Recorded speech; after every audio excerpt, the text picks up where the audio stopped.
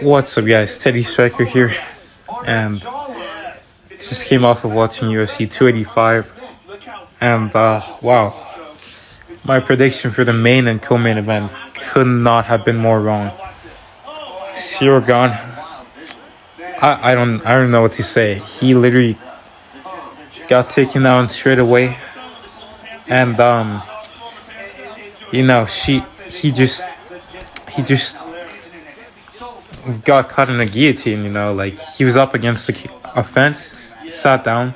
Jon Jones was like over him, last out choke, and he tapped. And I did not think that was gonna happen, at least not that easily at all. I thought Jon Jones was gonna lose that, and I thought I had a pretty good prediction, but I don't know. Cyril Gane, maybe it's just a mentality issue. Like, maybe he was just not really prepared for Jon Jones, because he didn't mention that this fight was on like relative short notice. But Jon Jones is the greatest of all time. That's just it. He's really the greatest of all time. There's no argument now. He's 28-0. I did not think he was gonna look that good. Like, I did not think he was gonna make that look that easy, and that is unbelievable. But Jon Jones came back after 3 years, dominated the number one ranked heavyweight contender easily. And then when you go to the other fights on the card, Valentina Shevchenko, she lost the first round to Alexa Grasso, in my opinion. That was pretty surprising. She was getting caught with some good, sharp left hands. And, she was just able to outstrike Shevchenko in the first round, in my opinion. And then in the second and third round, Valentina was able to come back, show why she's a champion, and just sort of like take those rounds back. But then in the fourth round, Valentina was defending the takedowns. Alexa Grasso was defending the takedowns.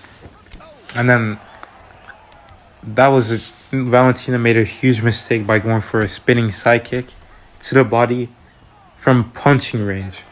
And she obviously missed it. And then Alexa Grasso just, took her back, took her down, and then really quickly, like, she was able to submit her. And I did not think Grasso was going to win that fight at all. I gave her like a less than 30% chance of winning. I did not think she was going to do that, but that was surprising. She beat Valentina Shevchenko.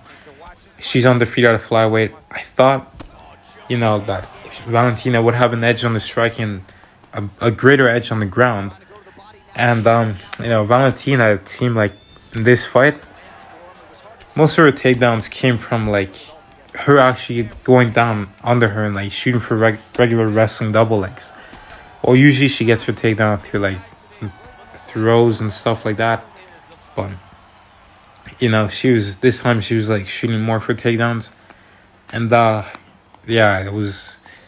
she was just able to get her takedowns that way. But Alexa Grasso showed a great guard, a really good ground game. I did not expect it to be that good, but it was. She surprised a lot of people, and they're going to run that back.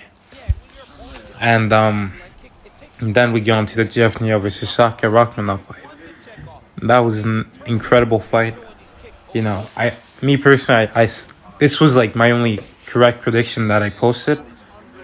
I said that Shavkat would win a decision. That was very close to happening, but he was able to stop Jeff Neal, which I was not expecting. It was like Shavkat came like ready, like he was punching up Jeff Neal. And where Jeff Neal shines is like in the boxing range, where they both throw punches, and Shavkat was like beating him there. He was beating him in the clinch, was landing some really good kicks, and knees to the body as well. And his kicks went up to the head.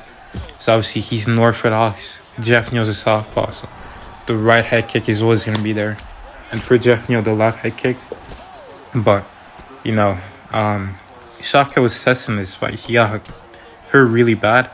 I think at one point he almost got dropped. And he wasn't able to get any takedowns, which was a bit surprising. I thought he would at least get one. Jeff Neal had really great takedown defense. He showed like good balance, good hips, and just great takedown defense. And Shavkat got it done on the feet. He was piecing up Jeff Neal, and at one point in round 3, he hurt him really, really bad. And he hurt him bad, and then he was able to latch up this like sort of rear naked choke while standing. He didn't have any hooks in. It was kind of like a bully choke or a bulldog choke, but like standing up. And he becomes the first man to submit Jeff Neal and finish Jeff Neal. Now Shavkat Rakhmonov, 17-0, who's 17 finishes. I think this guy is really gonna be a future champion someday. But man, that was a crazy card, and obviously we had Mateus Gamrot versus Jalen Turner. They had a good fight. I don't know about the split decision. I thought Gamrot probably clearly won 2 rounds, but it was close though. And then Bo Nicole, he just did what everyone expected him to do. And I don't know if he need him in the groin, because it did look a bit weird. It looked like he was complaining to the ref, but then soon after that, Bo Nicole took him down. I don't know about that. I'll have to see it again. But, man, I'm still in shock from that main event, to be honest, because Ciryl Gane, he looked great in all his fights. He looked great against Ngannou, and I did not think it was gonna be that easy. It really makes me wonder what would happen if he fought Curtis Blades. And to be honest, when I heard the UFC was looking to make Ngannou versus Jones, I wanted Ciryl Gane to go up against Curtis Blades, but that did not happen, and unfortunately Ciryl Gane got that happened. As for what's next for Jon Jones, it's Stipe. They're gonna make that fight next, and I think it's gonna be International Fight Week. Jon Jones gonna be the heavyweight champion, and I'm pretty sure he's gonna beat Stipe. I don't know, obviously he's I don't know about his striking. You see, they look a bit slow, but for his wrestling looked really good. And for this fight, he looked like he really focused on the grappling. And I was thinking that Jon Jones was underestimated, gone a bit, but I guess he's the greatest of all time, and he was just feeling confident in himself, and he really, really was impressive, and he even showed up with his haircut bald. When we were seeing him throughout Fight Week, he had his hair and all that, but he just came back looking like classic Jon Jones. And it does look like in his last 2 fights, which I said he lost, it looks like in his last 2 fights he was actually unmotivated for those fights and not as excited. But for this one, he really was, and it really showed. And it does seem like when Jon Jones is taking a layoff, he comes back better.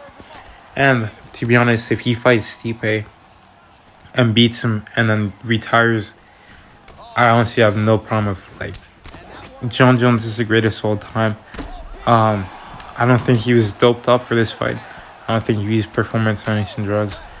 I don't see why he would. And he's had 3 years to bulk up, but who knows?